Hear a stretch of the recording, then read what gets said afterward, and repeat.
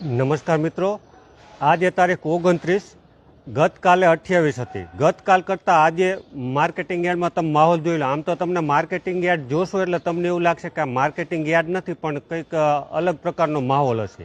કારણ કે હજારોની સંખ્યામાં દરરોજ માર્કેટિંગ યાર્ડમાં ખેડૂતો હોય, મજૂરો હોય કે ટ્રાન્સપોર્ટરો આંટા ફેરા કરતા હોય તમને માહોલ જોવા મળતો હોય. પરંતુ અત્યારે તમે માર્કેટિંગ યાર્ડનો માહોલ જે જોવો છો ને તે સુમસામ છે. ક્યાંય તમને ખેડૂત નહીં જોવા મળે, ક્યાંય વેપારી જોવા નહીં મળે, ટ્રાન્સપોર્ટર નહીં જોવા મળે, મજૂર પણ નહીં જોવા મળે. શા માટે? કારણ કે માર્કેટિંગ યાર્ડમાં હરાજીનું કામકાજ બંધ છે. અને બંધ રહેવાનું એકમાત્ર કારણ એ છે કે પેઢીનું ઉઠમણું થયું છે. આમ તો પેઢીનું ઉઠમણું થવું એ માર્કેટિંગ યાર્ડ માટે નવું પણ નથી. કારણ કે અગાઉ પણ જે 7-8 વર્ષોમાં 3-4 પેઢીના ઉઠમણા થયા છે, સમાધાન પણ થયા છે. પરંતુ આનું સમાધાન થશે કે ફરિયાદ થશે તે આવનારો સમય બતાવશે, અને એ પણ આપણે બતાવશું કઈ રીતની કામગીરી થઈ છે. પરંતુ અત્યારે તમે માર્કેટિંગ યાર્ડ જુઓ છો કે વરિયાળીના સુમસામ ઢગલા પડ્યા છે.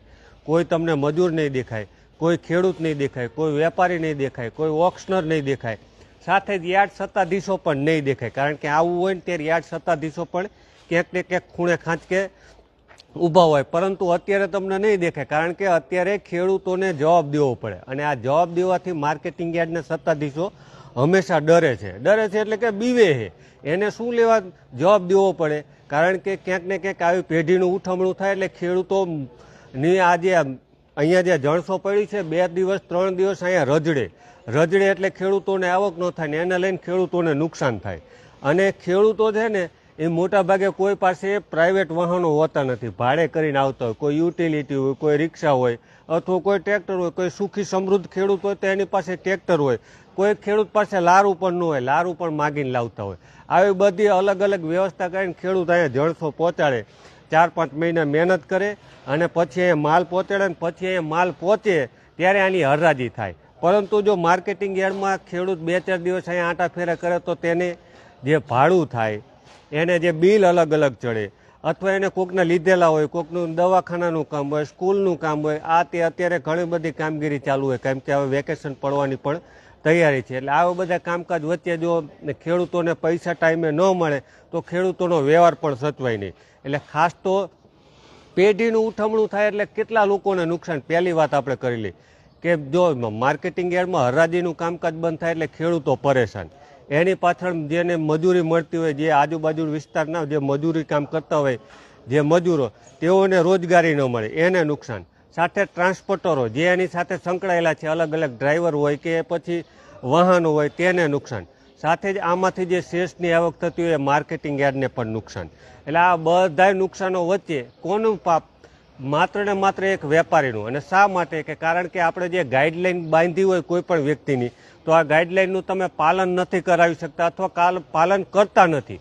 માત્ર ને માત્ર ચોપડા ઉપર જ આવી ગાઈડલાઈનો બનાવો છો અને તેને લઈને જ આવી પેઢીઓ ઉઠે છે. અત્યારે અમને જે પ્રાથમિક માહિતી મળી છે કે જે આ પેઢી છે તેને ઓછામાં ઓછા 50 થી 60 વેપારીઓનું નાની મોટી રકમનું ફૂલેકું ફેર્યું. કોઈના 25,000, 5,000, 10,000, 50 લાખ, 1 કરોડ, 2 કરોડ, 2.5 કરોડ આવી અલગ અલગ રકમો છે. ઓછામાં ઓછા 50 થી 60 વેપારીઓ. તમે વિચાર કરો, 60 વેપારીઓનું ફૂલેકું ફેરવું એટલે કેવડી મોટી વાત થઈ. એટલે આ વેપારીઓનું જેનું પણ ફૂલેકું ફેરવું, આ વેપારીઓ હવે હરાજીથી અળગાર્યા. વેપારીઓ હરાજીથી અળગાર્યા એટલે ખેડૂતોને સીધી જ અસર.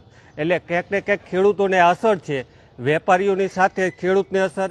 મેં અગાઉ કહ્યું મજૂરીને ટ્રાન્સપોર્ટર બધાને અસર છે. પરંતુ યાર્ડ સત્તાધીશો આવું કોઈ ગાઈડલાઈન બનાવે તો તેનું પાલન કરાવવું પણ જરૂરી છે. એટલે ખાસ તો યાર્ડ સત્તાધીશોની જે ગતકાલે મિટિંગ મળી હતી ને, આ મિટિંગમાં પણ આ ગાઈડલાઈનની ચર્ચા થવી જોઈએ.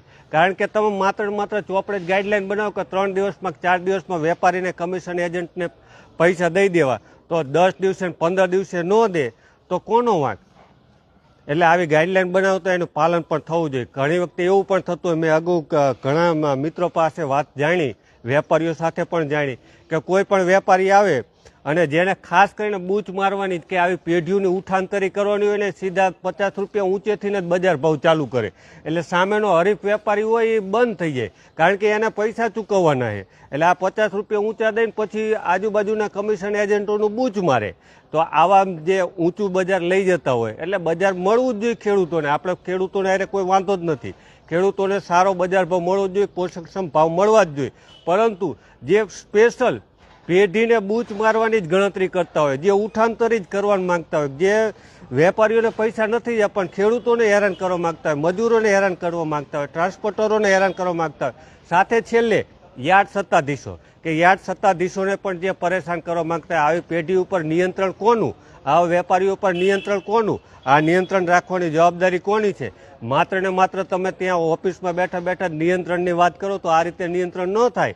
એટલે ખાસ તો એના માટે જ આપણે લાઈવ થયા છીએ કે અત્યારે જે તમને આડા દિવસે તમે આવો, ગતકાલનો જ માહોલ હું તમને કહું કે ગતકાલે આમાં હજારો ખેડૂત હતા, હજારો મજૂર હતા, ઘણા બધા ટ્રાન્સપોર્ટરો હતા, એટલે કે જે ટ્રક ચાલક હોય કે ટ્રકના વાહનો હોય, આ બધું તમને જોવા મળતું. પરંતુ અત્યારે તમે જુઓ એટલે આખું મેદાન ક્રિકેટ રમાય એ રીતનો માહોલ તમને દેખાશે. અને તમે જે પ્રકારે જુઓ છો કોઈ ઢગલે કોઈ ખેડૂત નથી, શું લેવા નથી, એક પેઢીના પાપે. જો આ પેઢી ઉઠી ગઈ તો એના માટે નિયંત્રણના જે પગલાં લેવા જોઈએ કેમ નથી લીધા, અથવા હજી સુધી આ જે પેઢી ફરાર થઈ ગઈ છે તેની સામે ફરિયાદ પણ કેમ નોંધી નથી? જેટલા પણ વેપારીઓ છે નાના મોટા, મેં જે જાણકારી પ્રાથમિક મેળવી છે કે કોઈના 5 લાખ છે, કોઈના 50,000, 25,000, 2 લાખ, 50 લાખ, 2.5 કરોડ સુધીની જે બૂચ માર્યા છે. તો આવા વેપારીઓ કેમ હજી સુધી ફરિયાદ નથી નોંધાવતા? એટલે આ પણ એક સવાલ છે. એટલે ખાસ તો હળવદ માર્કેટિંગ યાર્ડનો માહોલ બતાવવા જ આપણે લાઈવ હતા. અને અત્યારે તમે જે માહોલ જુઓ છો તે જ કે જે પ્રકારે યાર્ડની કામગીરી બંધ છે, અને યાર્ડની કામગીરી બંધ છે તો તેની માટે જવાબદાર કોણ છે? અને હજી પણ જે મેસેજ મળ્યો છે, કેમ કે માર્કેટિંગ યાર્ડ દ્વારા જે સત્તાધીશો દ્વારા જે માર્કેટિંગ યાર્ડમાંથી મેસેજ વહેતો થયો છે કે આ જ્યાં સુધી નવી જાહેરાત ન થાય ત્યાં સુધી ખેડૂતોને કોઈ માલ લાવો નહીં. તો નવી જાહેરાત ક્યારે કરશો? ખેડૂતોને ક્યાં સુધી માલ રાખવાનો? ખેડૂતોને નવું વાવેતર કરવાનું કે નહીં, કપાસ વાવવાનું કે નહીં, ખેતી કરવાની કે નહીં, ખેડ કરવાની કે નહીં, ડીઝલ લાવવાનું કે નહીં, ભાડે ટ્રેક્ટર લાવવાનું કે નહીં, મજૂર લાવવાના કે નહીં? આ બધા પ્રશ્નો આપણે યાર્ડને જ પૂછશું. કારણ કે યાર્ડે કીધું કે નવી જાહેરાત ન થાય ત્યાં સુધી કોઈએ માલ લાવો નહીં. તો આ બધું કોણ લાવશે? એટલે ખાસ તો તમે જે આ જુઓ છો કે સુમસાન મેદાન છે, અને આ સુમસાન મેદાન વચ્ચે ખેડૂતોના ઢગલાઓ છે, વરિયાળીના ઢગલા, જીરુના છે, ચણાના, મેથીના, કપાસના હોય, ઈસબગુલના હોય, આવા અલગ અલગ જગ્યાએ અલગ અલગ ઢગલા પણ તમને જોવા મળશે. પણ આ બધા ઢગલાઓ તમને સુમસામ જોવા મળશે. કારણ કે જે યાર્ડ સત્તાધીશો કીધું છે કે નવી જાહેરાત ન થાય ત્યાં સુધી કોઈ માલ લાવો નહીં. પણ નવી જાહેરાત ન થાય ત્યાં સુધી ખેડૂત કરશે શું, ખાઈશે શું, ક્યાંથી માલ લાવશે, કેવી રીતે વ્યવહાર હાથવશે, કેવી રીતે છોકરાઓની ફી ભરશે, નવું એડમિશન કેવી રીતે લેશે, નવી ખેતી કેવી રીતે કરશે? આ બધા પ્રશ્નો છે. અને આ બધા પ્રશ્નો વચ્ચે આપણે અહીંયા માર્કેટિંગ યાર્ડમાંથી લાઈવ છીએ કે અત્યારે તમામ ઢગલાઓ સુમસામ ભાસી રહ્યા છે. અને જે પણ પેઢીએ કરી નાખ્યું હોય, લાખોનું કરી નાખ્યું, કરોડનું કરી નાખ્યું, 5 રૂપિયાનું કરી નાખ્યું, તો આવી પેઢીઓ ઉપર નિયંત્રણ કેમ નહીં? અગાઉ પણ જે માહિતી મળી છે તે મુજબ કે આવી પેઢીઓ ઘણી બધી ઉઠી છે યાર્ડમાંથી, તો તેમની સાથે સમાધાનકારી વલણ થયું હતું. તો આ ભાઈ સાથે પણ સમાધાનકારી વલણ થશે, ફરિયાદ દાખલ થશે કે નહીં થાય એ પણ પ્રશ્ન છે. કારણ કે યાર્ડમાં આવું બનવું એ કાંઈ નવું નથી. ગત વર્ષે નકલી જીરું પકડાયું તો આપણે એ પણ જોયું હતું કે નકલી જીરું પછી ક્યાંય ગયું? ફરિયાદ દાખલ કરવાની વાત હતી, ફરિયાદ દાખલ થઈ નથી. ક્યાંય ગયું? રામ જાણે. એના અગાઉ પણ નકલી જીરું પકડાયું, ક્યાંય ગયું? રામ જાણે. એના અગાઉ પણ પેઢી ઉઠી હતી, ક્યાં ગયું? શું થયું? રામ જાણે. એટલે આવું બધું થતું હોય ને થતું રહે. અને આનું પણ શું થાય હવે એ પણ જોવાનું રહ્યું. કારણ કે માર્કેટિંગ યાર્ડ છે તે સૌરાષ્ટ્રમાં આ બીજા 3જા નંબરનું માર્કેટિંગ યાર્ડ છે. અને આપણા ધારાસભ્ય છે ને પ્રકાશભાઈ વરમોરા, તેઓ પણ આ યાર્ડના વખાણ કરે છે કે યાર્ડ આપણે અહીંયા લઈ જવું. હવે ક્યાં લઈ જઈશો તમે? કરોડોના ફૂલેકા ફેરવીને પેઢી ઉઠી જાય ત્યાં સુધી તો તમે લઈ ગયા, હજી ક્યાં લઈ જશો એ ભગવાન જાણે. કારણ કે આપણે અહીંયા જોયું છે કે માત્ર ઓફિસોમાં બેસી અને વહીવટ થાય, અને પછી ઘણી જગ્યાએ એવું પણ જોવા મળે કે રાજકીય પાર્ટીને મિટિંગો થાય. એ થાય, એ કોઈ પ્રશ્ન નથી. પરંતુ જે પ્રકારે ખેડૂતોને સુવિધા મળવી જોઈએ, ખેડૂતો 2-3 દિવસ રજડે, એનો માલ રજડે, તો એના માટે કોણ જવાબદાર? આ પ્રશ્ન અમે પૂછશું. કારણ કે પ્રશ્ન પૂછવું એ અમારો હક છે અને અમે પૂછતા રહેવાના. કારણ કે પ્રશ્ન પૂછશું તો જ તમને ખબર પડશે કે લોકો આ બધું જાણે છે. કારણ કે આમાં એવું હોય કે પ્રશ્ન ન પૂછે ને એટલે એને એમ લાગે કે આ ડફોડ હાણ કંઈ ખબર નથી પડતી.